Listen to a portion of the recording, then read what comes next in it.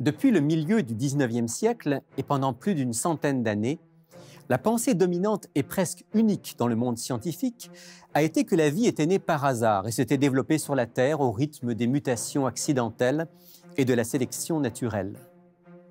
Cette hypothèse, dont Charles Darwin a été le principal avocat, en est venue à être considérée comme un fait établi, la véritable explication de nos origines et de toute la vie sur notre planète.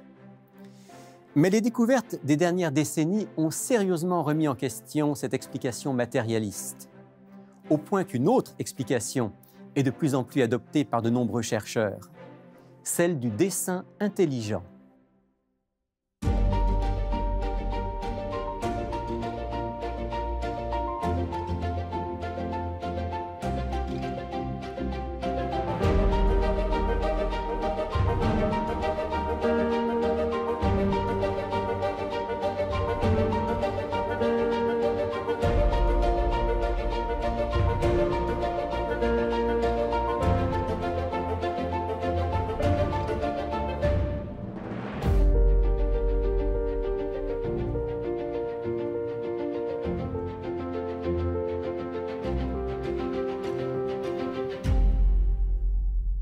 Bonjour et bienvenue dans Il est écrit pour la première d'une série de 2 émissions consacrées au dessin intelligent. Si l'expression ne vous dit rien, restez avec nous. Dans quelques instants, on va expliquer ce qu'est le dessin intelligent. Pour ce faire, j'ai avec moi sur le plateau 3 invités. Ils font partie de l'équipe Harmonie, Sciences et Foi. Je veux parler de Jean-Robert Gardère, qui est professeur de sciences animales à Saint-Hyacinthe, de Michel Dupuis, professeur de biologie, de chimie et de physique à Saint-Rémy, en Montérégie, et de Daniel Capitanou, qui est un passionné de philosophie et spécialement de philosophie des sciences. À tous les 3, bonjour. Bonjour. Et bienvenue Bonjour. dans Il est écrit. Alors, on parle de dessin intelligent et on précise tout de suite que dessin, ça s'écrit D-E-2-S-E-I-N, comme design en anglais. Mais qu'est-ce que ça veut dire, Daniel, dessin intelligent? OK. Avant de dire ce qu'il est, il faut dire ce qu'il n'est pas. Donc, il n'est pas du créationnisme. Ce n'est pas non plus une façon de démontrer au-delà de tout doute raisonnable que Dieu existe. Le dessin intelligent regarde les éléments de la science et tire la conclusion, contrairement à l'évolutionnisme, que la cause de tout ce qu'on voit dans notre univers, particulièrement la vie, c'est une intelligence. Les choses ne sont pas au hasard, mais elles ont été prévues. Il y a un projet en arrière. Si j'ai bien compris, cette école, si on peut dire ça comme ça, au niveau scientifique, elle regarde les évidences, elle constate, et puis elle arrive à la conclusion que la meilleure explication, c'est qu'il y a une intelligence derrière tout ça. Oui, et la différence entre quelqu'un qui est dans le mouvement de dessin intelligent et un créationniste, c'est que le créationniste peut préciser qui est cette intelligence, qui est... On va appeler Dieu. Oui, il va vous dire tout de suite qu'il s'agit de Dieu. La plupart du temps, c'est Dieu révélé dans la Bible ou bien dans d'autres religions, tandis que quelqu'un qui fait partie de dessin intelligent ne peut pas s'exprimer parce que la science ne lui dit rien sur ce sujet. Alors, ce mouvement du dessin intelligent, c'est quelque chose qui existe depuis longtemps? Il faut dire que c'est depuis l'humanité.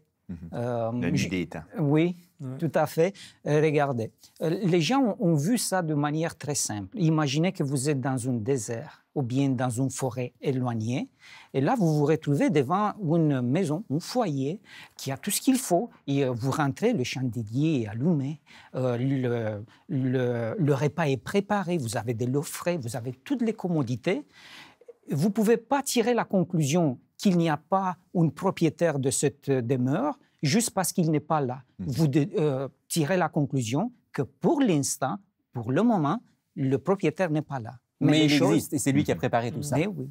Voilà. Donc en fait, on va dire que c'est simplement une question de bon sens et de logique. Mais dans le monde scientifique, ce mouvement qu'on appelle dessin intelligent, on peut dire quand même qu'il s'est développé dans les dernières décennies.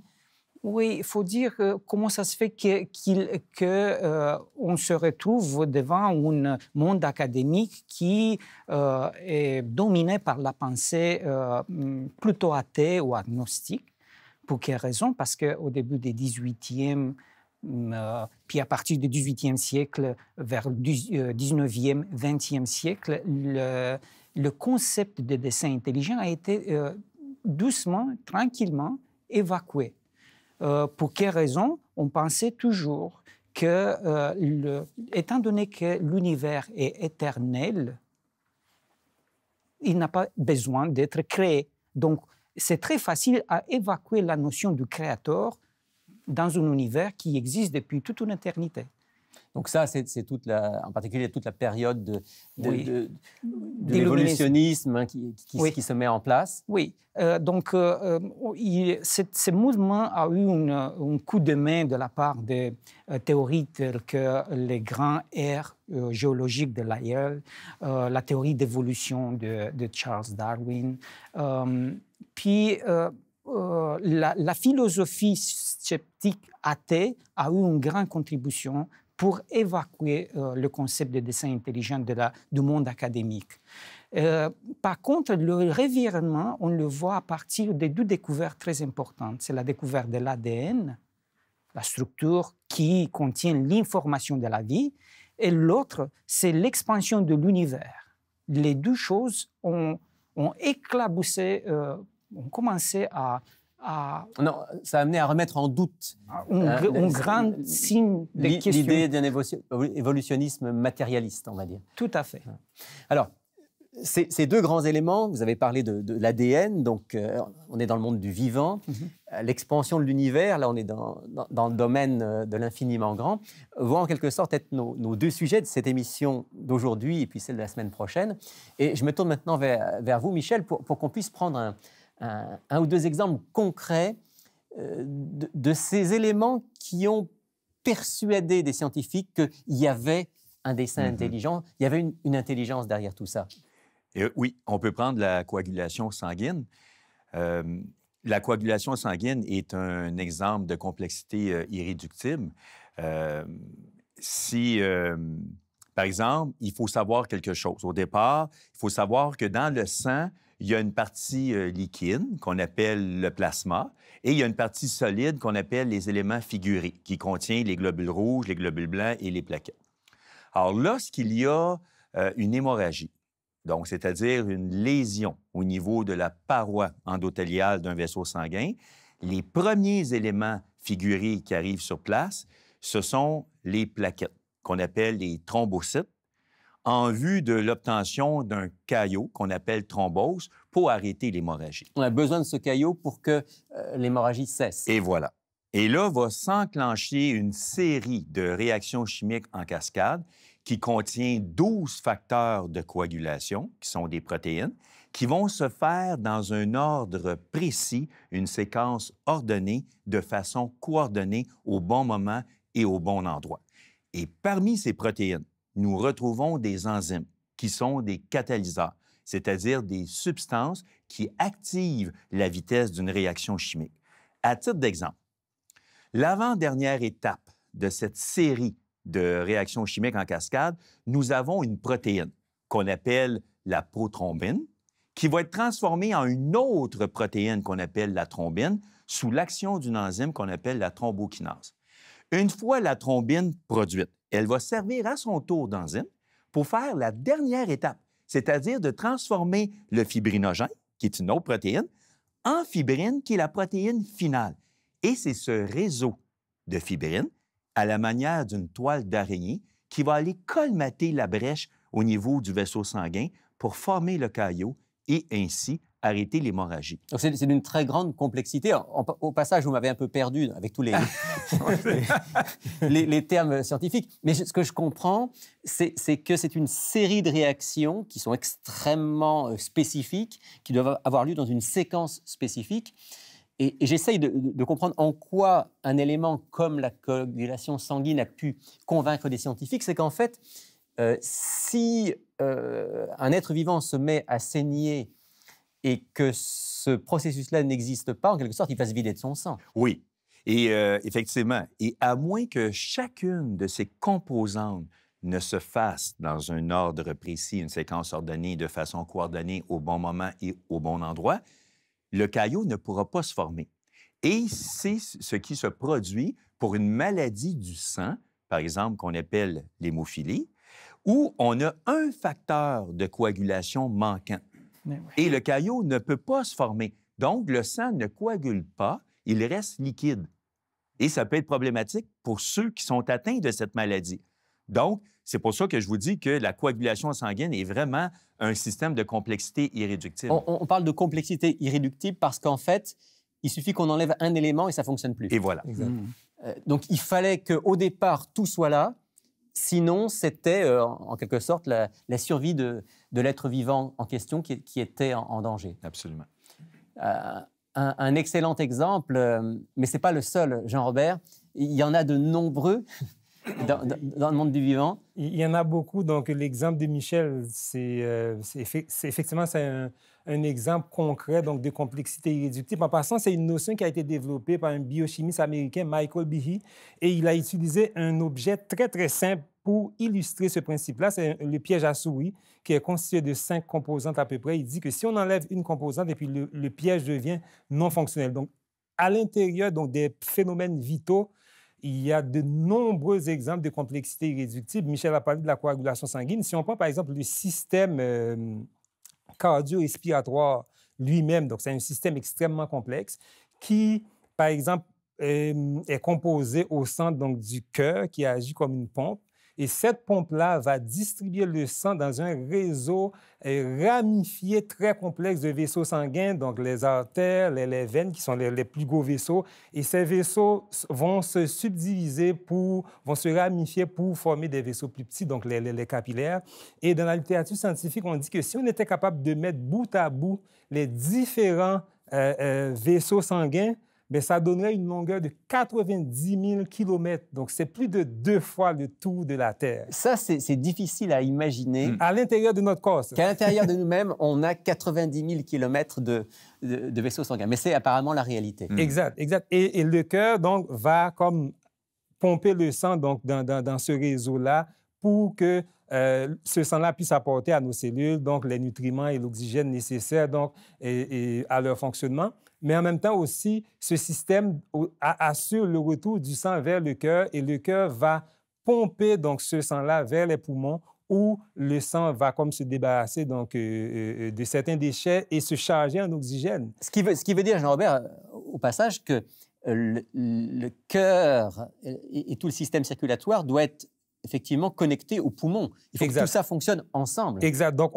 c'est un système qu'on ne peut pas construire donc, à partir d'étapes graduelles comme la théorie de l'évolution veut nous le faire croire. Donc, une évolution progressive, donc échelonnée sur des millions d'années. On doit avoir toutes les pièces donc, de la machine présentes en même temps pour que la machine soit fonctionnelle. Il ne peut pas y avoir les poumons sans le cœur, le cœur sans les poumons. Il faut que tout ça fonctionne ensemble. D'un point de vue biologique, aujourd'hui, on sait que ça ne fonctionne pas. Donc, les pathologistes, ils se plaignent du fait que les moindres choses peuvent affecter de manière fatale l'organisme. Donc, ce qui, eux, ils forcent de constater, c'est que l'organisme, le vivant, est intolérant au moindre manquement. Donc, et qu'il y a des liens entre tous les aspects et tous les organes. Exact. Et alors, on préparait l'émission et Jean-Robert, vous me disiez, il y a quelque chose d'assez fascinant par rapport au système circulatoire en particulier, et qui tourne autour du fameux cou de la girafe. Oui. Le cou de la girafe fameux, moi je me souviens, il y a des années de ça, lorsque j'étudiais, on parlait de M. Lamarck, qui avait une théorie, je me souviens encore de la formule, la fonction crée l'organe. C'est ça. Et la girafe avait un long cou parce qu'à force de tirer sur son cou pour aller chercher sa nourriture dans les arbres, finalement, le cou avait grandi. C'est ça. C'est pas ce que pense la théorie de l'évolution. Oui, c'est ça. Donc en fait, le cou de la girafe fait l'objet de beaucoup de spéculations dans la littérature scientifique. Les évolutionnistes essaient donc d'expliquer tant bien que mal donc les origines du cou de la girafe. Et comme vous l'avez dit, pour Lamarck, qui est un prédécesseur de Charles Darwin, lui, il dit que la girafe qui vit donc dans une zone aride où la nourriture était rare au sol, donc à un moment donné, il essayait donc d'aller manger donc dans les feuillages des arbres et à force d'étirer son cou, donc le cou a fini par s'allonger. Mais on sait que biologiquement, c'est pas vrai. Pour allonger le cou, ben, il faut aussi fabriquer donc de nouveaux vertèbres, donc les os du cou qui permettent au cou de se tenir en place. Et Charles Darwin est venu après, il a dit, ben, finalement, Lamarck n'avait pas raison. Dans la population, donc, les sujets connaissent des variations et ces variations font qu'il y a des sujets qui vont avoir donc, un cou plus long, d'autres un cou plus court. Donc, ceux qui ont le cou le plus long donc, vont être favorisés et c'est eux qui vont survivre. Aujourd'hui, les néo-darwinistes, ils disent que mais dans le fond, c'est pas tout à fait la sélection naturelle donc, de Darwin qui pourrait expliquer donc, le cou de la girafe, mais c'est plutôt une sélection sexuelle. Parce qu'on sait que chez la girafe, chez les mâles, il y a beaucoup de combats pour, par exemple, avoir accès donc, aux femelles dans une population. Donc, selon eux, les sujets avec les coups les plus longs, ce sont eux, parce que c'est un combat où, par exemple, le coup va être beaucoup utilisé comme arme de défense, comme arme de combat. Donc, ils disent que... D'où l'avantage pour avoir la femelle. C'est ça. Donc, les sujets avec les coups les plus longs vont finir par vaincre l'autre mâle et ce sont eux qui vont pouvoir avoir accès aux femelles et qui vont pouvoir se reproduire et laisser des progénitures, des descendants. Mais finalement, ni Lamarck, ni Darwin, ni les néo-darwiniens ne donnent une explication satisfaisante. Non, c'est ça. Donc, c'est toutes des spéculations, des suppositions, des hypothèses qu'on ne peut même pas vérifier. Mais on sait qu'aujourd'hui, avec le cou de la girafe, on a parlé du cœur tantôt, le cœur d'un humain, c'est à peu près en termes de volume, c'est à peu près dans notre poing. Et en termes de poids, un homme adulte a un cœur qui pèse environ 270 grammes. Le cœur de la girafe, c'est 12 kilos. Donc, c'est un muscle qui est très puissant, qui doit être capable de pomper le sang donc, pour aller alimenter le cerveau qui est situé à 2 mètres plus haut. Donc, en même temps que, par exemple, si on devait fabriquer le cou de la girafe par évolution, il faudrait en même temps qu'on fabrique le cou de la girafe, il faudrait aussi fabriquer le cœur qui vient avec. Parce que les deux vont ensemble. Et on ne peut pas demander à un processus évolutionnaire de faire ce miracle parce que l'évolution donc, est basée essentiellement sur le hasard. Et le hasard, donc, qui produit des mutations génétiques et ces mutations vont être triées par la sélection naturelle. Donc, ni la sélection naturelle ni la sélection sexuelle ne peut expliquer donc, le cou de la girafe. Là, il y a l'évidence d'un projet, d'un dessin, d'un concept. Exact. Et puis, un élément aussi qu'il faut souligner, c'est que en même temps, ce muscle est très puissant, donc il va pomper le sang donc, à très fort débit. Juste pour vous donner une idée, le débit de notre cœur, c'est environ 5 litres à la minute. Le débit du cœur de la girafe, c'est 75 litres à la minute au repos et 200 litres à la minute si l'animal, par exemple, est en mouvement. Donc, maintenant, quand la girafe va se baisser, par exemple, pour boire de l'eau. Parce que c'est là qu'il y a un problème. C'est ça. Donc, cette forte pression pourrait, à la limite, faire éclater le cerveau. Exploser le cerveau de la girafe. Bien, c'est ça. Mais il y a au niveau du cerveau, justement, une sorte de régulateur de pression, une sorte d'éponge qui va comme amortir donc, la pression, qui va comme retenir donc, une partie du flux sanguin pour envoyer donc juste la quantité de sang nécessaire au cerveau pendant que l'animal a la tête baissée. Et si en buvant, notre chère girafe aperçoit un prédateur qui arrive, là, il doit se relever très vite et spontanément se mettre à courir. Et à ce moment-là, donc, le régulateur de pression va tout simplement relâcher donc, le flux sanguin et le cerveau va pouvoir continuer à s'alimenter en sang pour permettre à l'animal donc, de fuir. C'est ce qu'on appelle un système avec une complexité irréductible. Irréductible. Et puis, on voit aussi là-dedans un plan, un dessin. Donc, ça fonctionne comme une machine, donc une machine qui est conçue par un être intelligent. Les éléments que vous avez donnés, les exemples que vous avez donnés et beaucoup d'autres qui existent finalement, amènent donc un nombre croissant de scientifiques à dire l'évolution par hasard, c'est pas possible. Il y a une intelligence derrière tout ça. Il y a un concepteur, un créateur. Moi, je pourrais ajouter une citation d'un des scientifiques bien connus, qui est Michael B.E., donc qui est biochimiste, c'est un biochimiste américain. Alors, regardez qu'est-ce qu'il dit. Donc, le professeur B.E. a résumé l'argument comme suit. Nous concluons à un dessin quand nous observons des éléments qui semblent avoir été arrangés dans un but. La force de la conclusion est quantitative. Plus le nombre d'éléments est important, plus ils interagissent de façon intriquée, plus notre confiance dans un dessin est grande. L'évidence d'un dessin dans certains domaines de la biologie est indéniable. Comme rien, sinon une cause intelligente, n'a été démontré capable de conduire à une telle évidence de dessin en dépit des thèses darwiniennes, la conclusion que la structure observée dans le vivant est un réel dessin est rationnellement justifiée. Michael B. Michael B. qui est un scientifique de haut niveau et l'un des leaders de cette école du dessin intelligent. Merci beaucoup à tous les trois. On a parlé aujourd'hui de ce dessin intelligent avec des exemples dans le monde du vivant. La prochaine fois, on se retrouve pour parler de l'univers et des traces de dessin intelligent dans l'univers. Merci beaucoup pour votre participation aujourd'hui. Merci. Ça fait plaisir. Et j'aimerais terminer cette émission en lisant avec vous un texte extrait de la première partie de la Bible dans le livre de Job, qui certainement va dans le sens de ce dessin intelligent. Dans le livre de Job, chapitre 12, « Interroge les bêtes, elles t'instruiront. Les oiseaux du ciel, ils te l'apprendront. Parle à la terre, elle t'instruira. Les poissons de la mer te le raconteront. Qui ne reconnaît chez eux la preuve que la main de l'Éternel a fait toutes ces choses ?»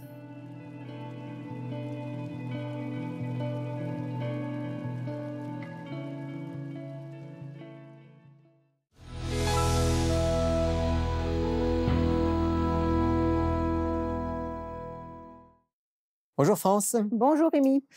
Alors on avait aujourd'hui une émission à caractère plutôt scientifique, puis je pense que le livre que tu as entre les mains et que tu vas proposer à nos auditeurs, lui aussi a un caractère scientifique. Oui, mais pas seulement que ça. Il a aussi l'aspect de la foi, parce que notre auteur du livre Création d'un créateur ou hasard de l'évolution, c'est pas la première fois qu'on l'offre. L'auteur est diplômé en sciences et il a un doctorat aussi en théologie.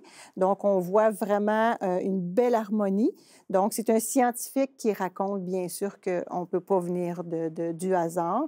Alors, il y a plusieurs beaux chapitres qui nous le démontrent. Et quelqu'un qui est vraiment scientifique, qui va découvrir la foi, le dessin intelligent qu'on a parlé un petit peu aujourd'hui. On parle même de l'extinction des dinosaures à l'intérieur de ces livres-là. Ouais.